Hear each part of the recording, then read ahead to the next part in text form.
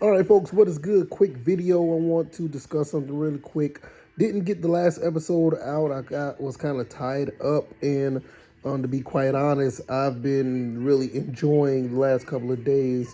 Really getting back into the swing of things. Living in Georgia, going places, seeing things. Really getting acclimated to the new neighborhood I'm living in, and it's been pretty cool. So, but what I wanted to talk about in the episode I didn't put up, and it's just a simple question, and I'm gonna make a statement on that question.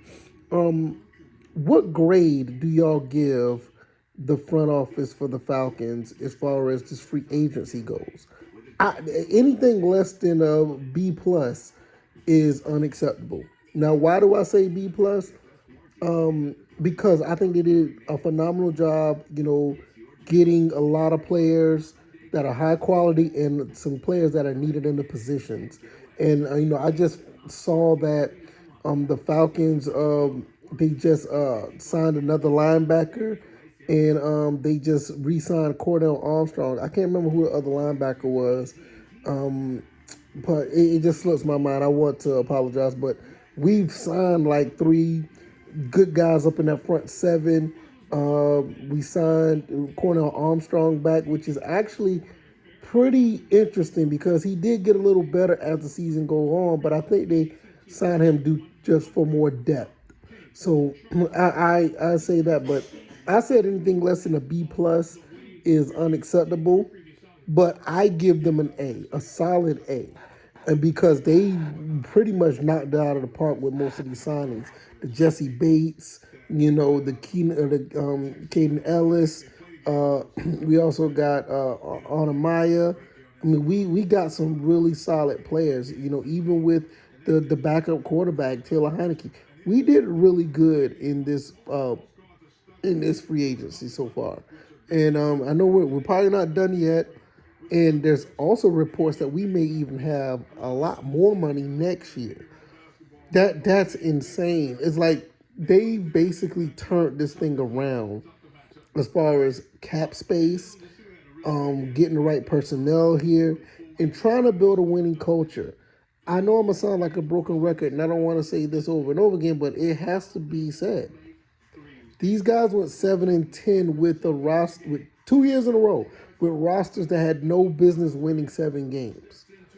That Matt Ryan year, we didn't have not nearly the receivers that we were supposed to have because Julio was gone, and then you had the whole situation with Calvin Ridley. It was a rookie Kyle Pitts and Oz Zacchaeus basically. Then you turn around, we get the receivers. Then the quarterback wasn't that good in the second year. Mariota cost us some games, but we still end up going 7-10. Imagine what we're going to do in this upcoming season. I think we're going to do something really big. I really believe that. So I'm really impressed with this front office. I've been impressed with them from day one for the most part.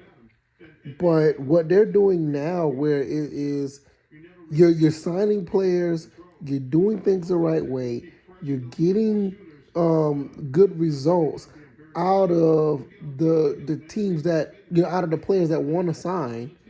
I mean, you really can't ask for anything better. I know a lot of people say, the quarterback we don't name from Baltimore, we don't name him on this show anymore, or this channel because it makes no sense.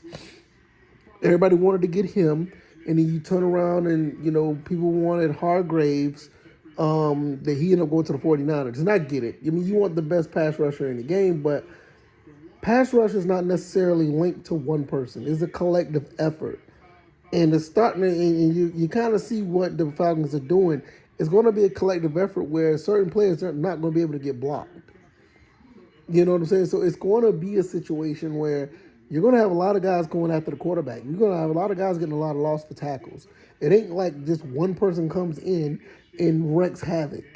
It's just not. I mean, that's not the philosophy of what this team is trying to do. So, a solid A for what these guys are doing. Jesse Bates, all these other guys that they signed up front, and we still haven't even gotten to the draft yet. And it's going to be really interesting what they do with the draft. I mean, do they take Nolan Smith? Do they take Bijan Robinson? Do they take a receiver? Do they take Jalen Carter?